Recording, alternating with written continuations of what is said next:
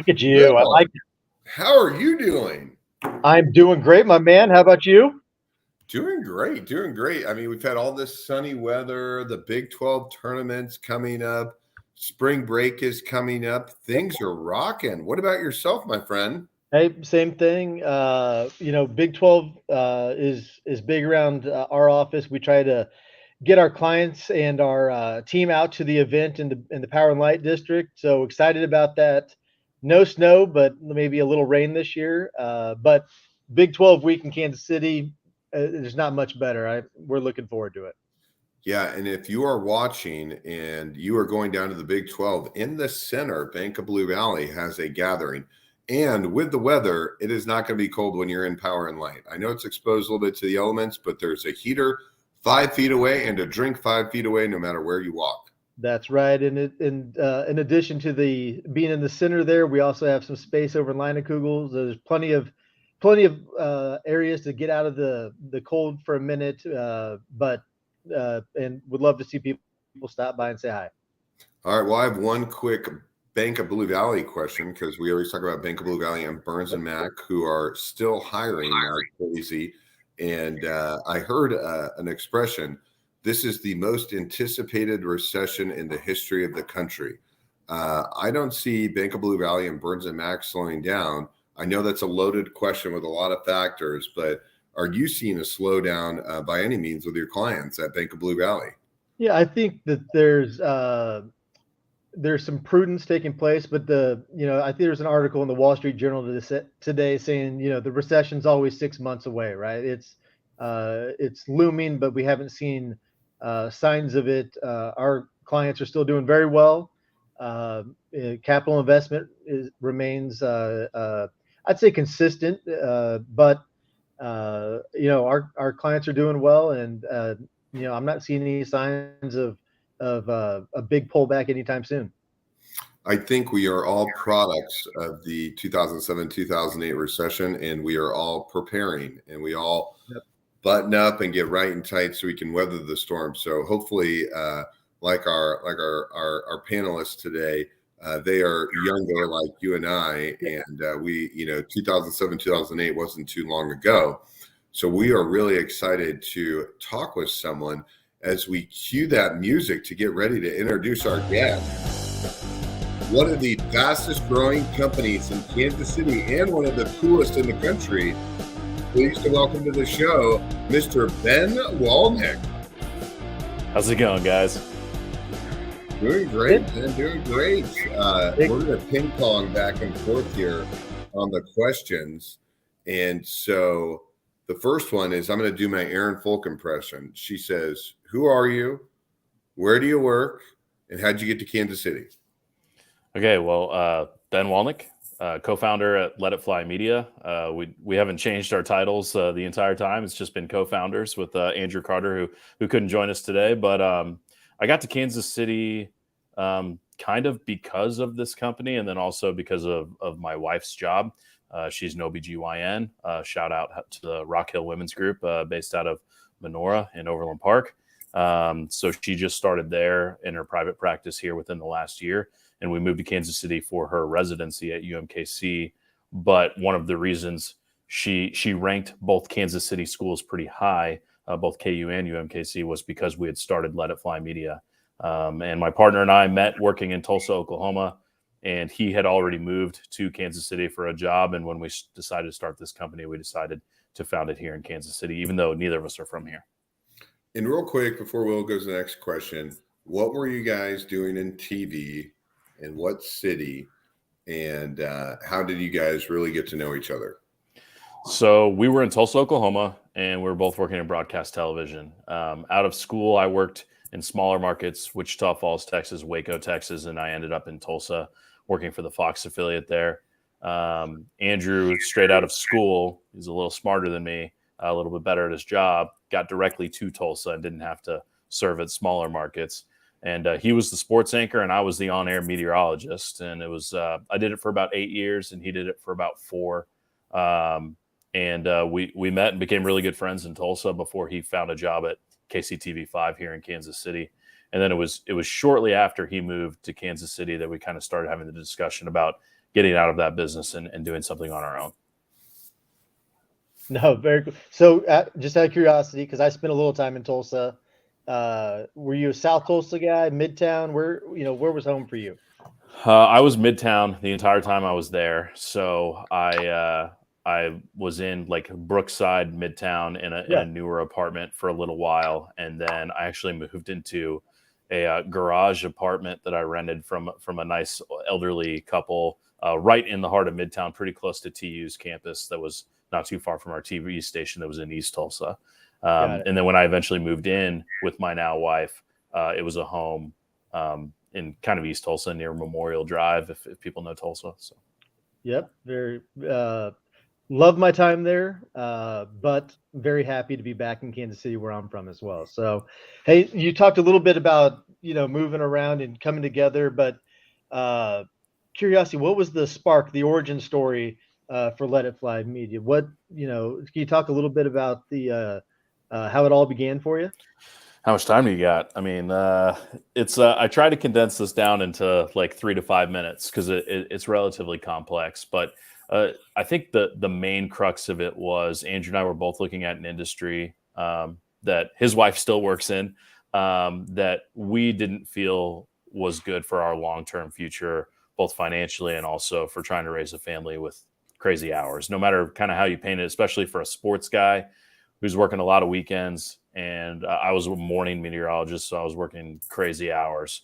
It just didn't really make sense when we were looking at both getting married within about a year of the time we had this discussion, and also, eventually now we both have kids.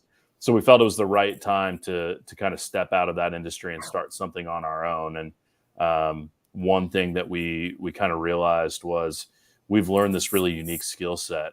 Back when there was the recession back in the late 2000s, the TV industry kind of condensed all of its jobs, especially on the reporter side, to where many of the jobs became one person.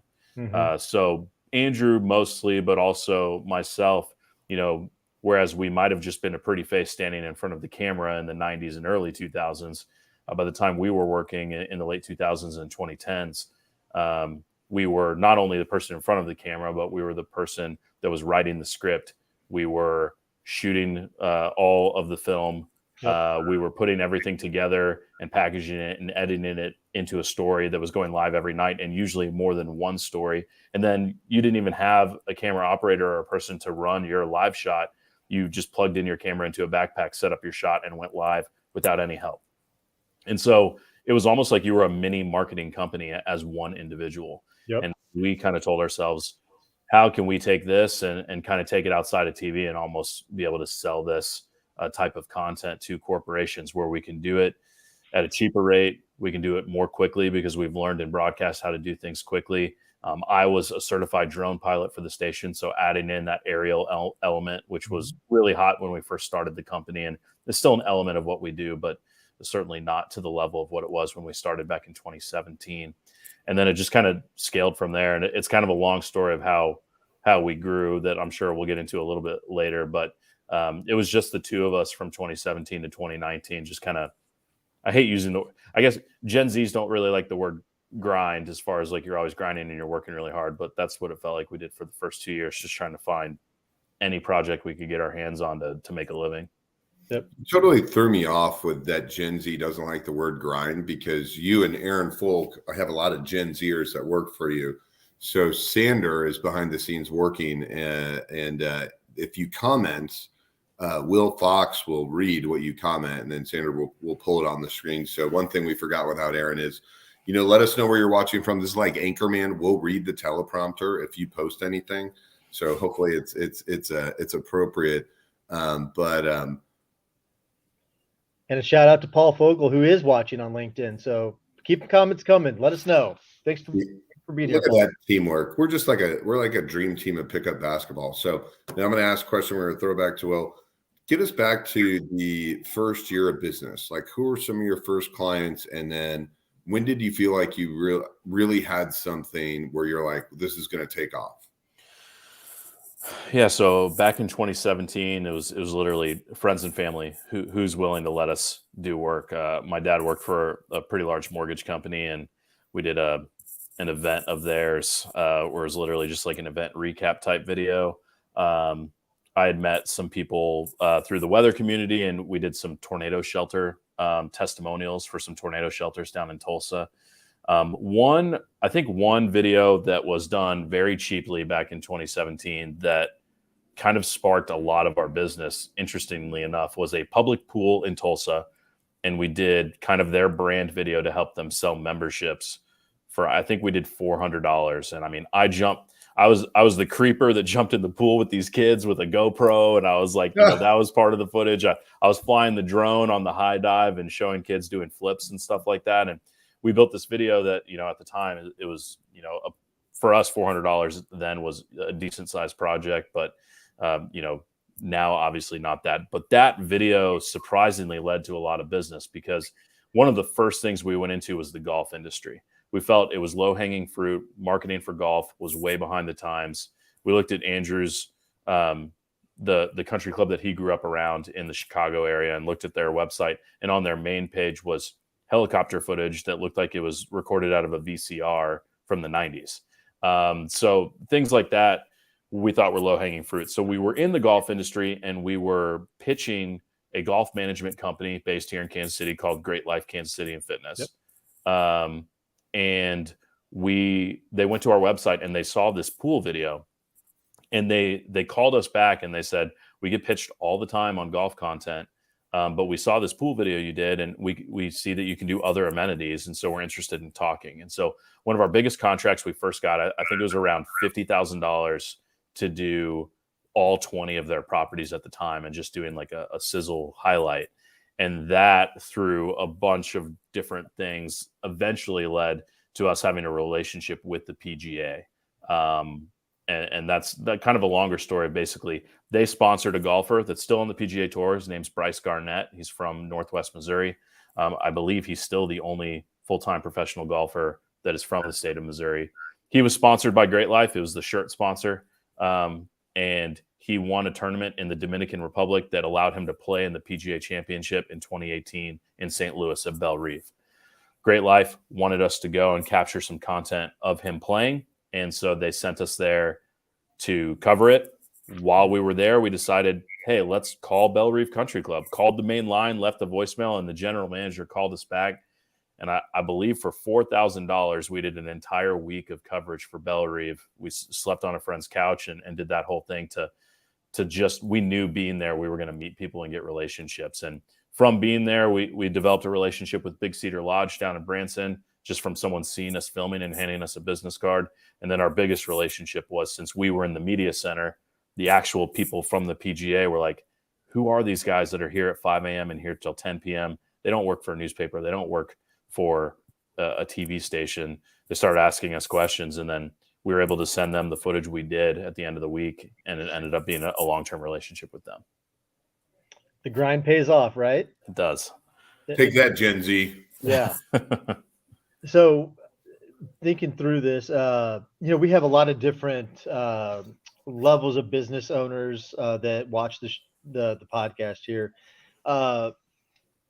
You kind of talk about you having a drive to get started. I sometimes think that some people get paralysis by analysis in getting going. Knowing what you've been through, and knowing that there's some people maybe that really want to jump in and do something on their own, what advice would you give to them that from what you've learned in your process? Well, we were really interesting because we literally did no market research. We felt it was we kind of rushed things because we felt it was the right time for us personally. If we were going to take a risk on something that could flop and could literally lead to nothing, it had to be before we had family depending on us and we had kids and we were married. So we literally went and talked to one general manager of one country club locally near Tulsa that liked the idea of what we were trying to do. And we said, let's do it. I would say the advice that I would give, I've heard a lot of people give the advice of not to partner with your friends. And Andrew was probably my best friend when we started this company, and still is. And I think a lot of that came from, it was a good partnership as far as our strengths and weaknesses matched up to where they countered each other. His strengths are closer to my weaknesses, and my strengths are closer to his weaknesses. And then we both could fill in the gaps if someone's on vacation or something like that. But a lot of people that maybe try to do that are just thinking about it from the friendship level. Like, yeah, we're friends. Let's just go do something together. And we actually thought about it from how can this actually work as business partners? And it's been really successful. And honestly, I don't think we would be where we are today without the partnership, because we can lean on each other and lean on some of those strengths where it's like his cold calling to business development I'd put up against anybody, even though he didn't go to school for it or was never really been a salesperson. And then a lot of the operations and the logistics side that I work on kind of comes naturally, and it's things that he's not really focused on. So it's worked really, really well. And I would say if you have a passion for something, and you have at least a plan and like a timetable of trying something, and if it's not working, being ready to pivot, just go for it. I wouldn't spend too much time, depending on what the business is, on wasting time on too much of an analysis. If you think of a good thing that you can go and run with it, obviously don't go in completely blind. But if you're like, hey, I want to try this thing and I want to do it for a year, and if it doesn't work, and here's my plan to where I'll still be able to financially do it, even if it's not too profitable yet, it's probably something worth trying. Good advice. Good advice. From a favorite client standpoint, like the highlight reel, give the audience a good meet. Who are some of your favorite clients, biggest names that you've just really enjoyed working with? And I'm sure we'll have many more questions after that. But give us the teaser.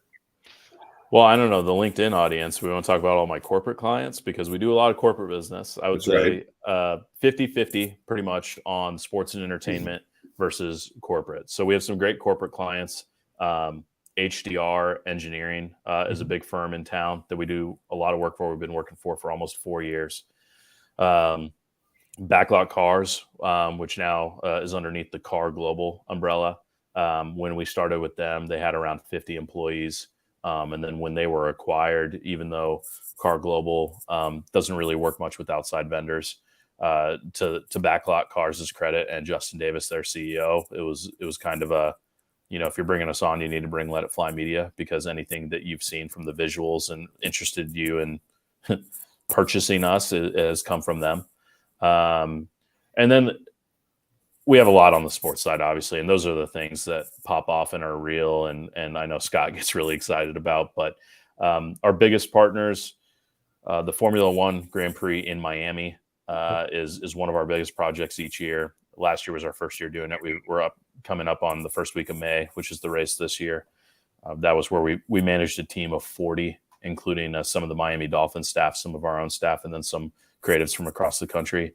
The college football playoff and the national championship is a relationship that is now going on year 3 and will only expand as the playoff expands. So we're excited about that. The Rose Bowl was a new one we got this year. We've worked with the Shrine Bowl, which is a lot of the seniors graduating that's based out of Vegas before they go to the draft.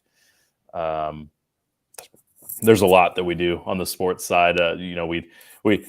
We teamed up with the Cincinnati Bengals of all teams last year on their playoff run and helped them on their journey to the Super Bowl. The Golden State Warriors hired us to do their parade in the end of their championship. And that's kind of a niche that we've found is these teams, although they have large creative teams, when they get on the end of a very long run and their team is gassed, we can kind of be the team that comes off the bench and helps them in their time of need that can be trustworthy. So that's been a really cool thing for us. Got it. And Paul mentions again, he's an F1 junkie. I've had a lot of friends that went to Texas last year for the F1 event. I hear there's nothing like it. It's really pretty amazing. So covering that can't be a bad time. Good for you. No, it's very loud. And I'm sure there's going to be a lot of people trying to go out to Vegas for the first race this year in November. And it's certainly with Drive to Survive on Netflix, it's only going to become more popular in this country. So we've gotten into it. I run an F1 pool now, so it's a good time. But sounds like you and Paul are both junkies now. So yeah. Paul should have talked to me before the season started last weekend. He could have been part of the pool. Missed opportunity. Yeah. So kind of tying back in, you mentioned a lot of corporate clients, and I think a lot of people in Kansas City is a big sports town. We see some of what you do and firms like yourself do for sports. What are some of the things that corporations are using you for? And I think that what you do is really compelling and really tells a story much better than anything on paper. What is some of that companies should be thinking about, and where you're seeing a lot of companies going towards and working with you? Yeah, I think it's really interesting because every company has a story, whether they think they have a compelling story or not. And in this day and age, and especially as we move forward, I think every company needs to be creating content in some form. Um, and a lot of it is not even things that they're really thinking about, and it comes down to what are your pain points as a corporation. A lot of it right now is recruiting, and we can create content, not only overall recruiting videos of like, hey, come work for my company, because every company says, hey, we're like a family, it's great. But there's more specific things that you can go into, like, are the benefits good? The culture may be great, but like, what's the office like? Is it just like boring cubicles, or is like, check out our awesome break room? We have a golf simulator in the office, like whatever. Like, let's show off, why people should come work for you, even all the way down to let's create content for very specific open recs. If you're an Oh, yeah. engineering firm that has six specific of one job, well, then let's go talk to some people that have that job currently at your company, and they can talk in much more detailed terms on Mhm. camera about what might interest someone if they stumbled across it on LinkedIn and said, "Oh, that guy's just like me. Like, that makes sense. I should at least apply because it seems like it's working really well for him." No, I love it, and you know, uh, thinking about things right now for my organization. We may have to have another talk, just the two of us here soon. Yeah, well, and it's again, recruiting is one big thing. I think a lot of people don't think on the B2B side. Like, a lot of people think only B2C, only like front facing stuff on Instagram and LinkedIn is what I need.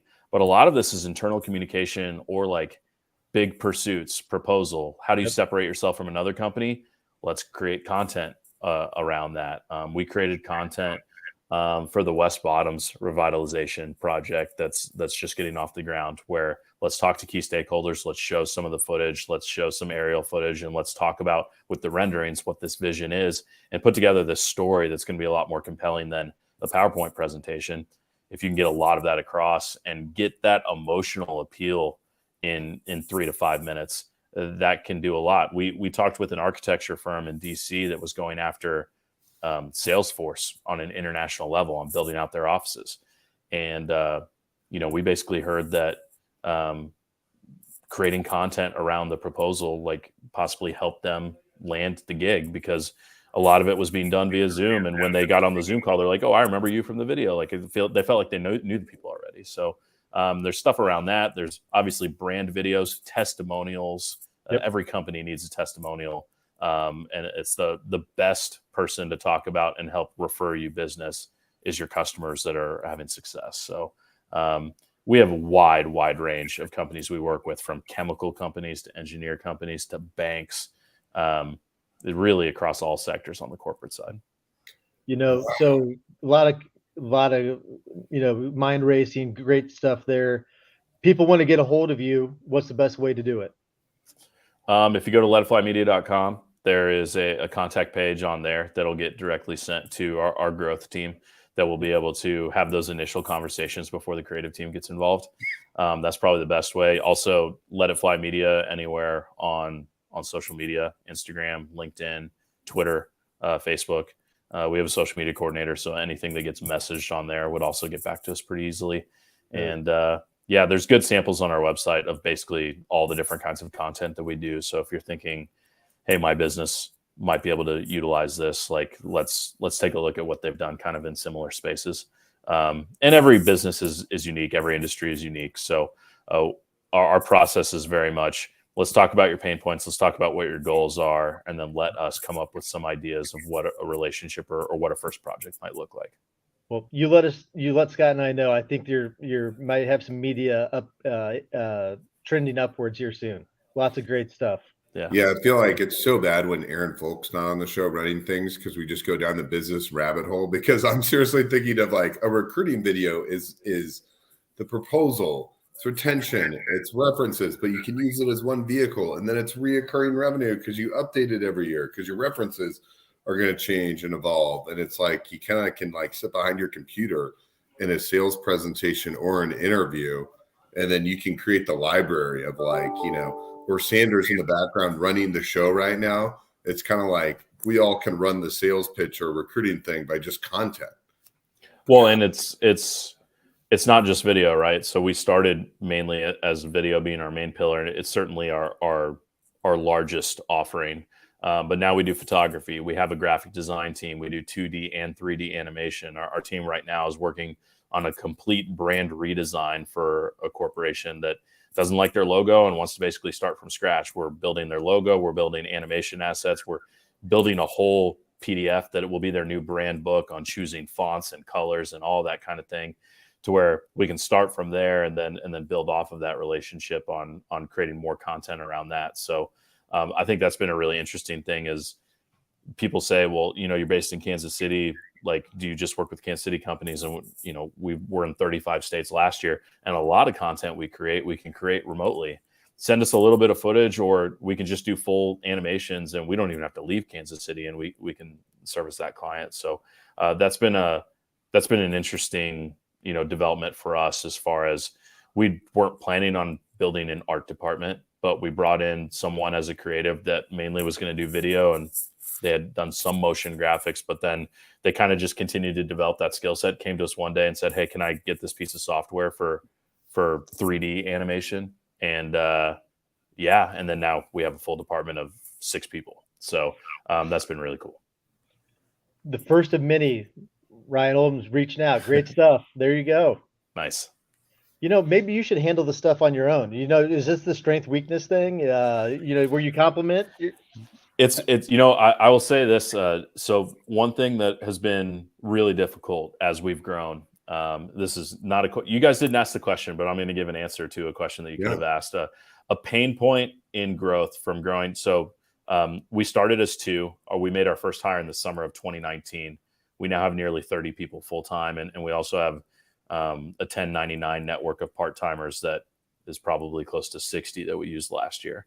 One of the biggest pain points was, as we grew, needing to create structure and an actual org chart.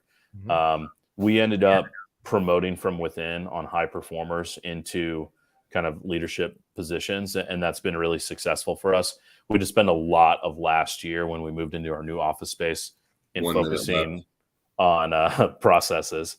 And then what I'll say is what was really difficult is taking our hands off of growth and business development, not completely, but that department specifically, because Andrew and I feel like we are the strongest on the business development side.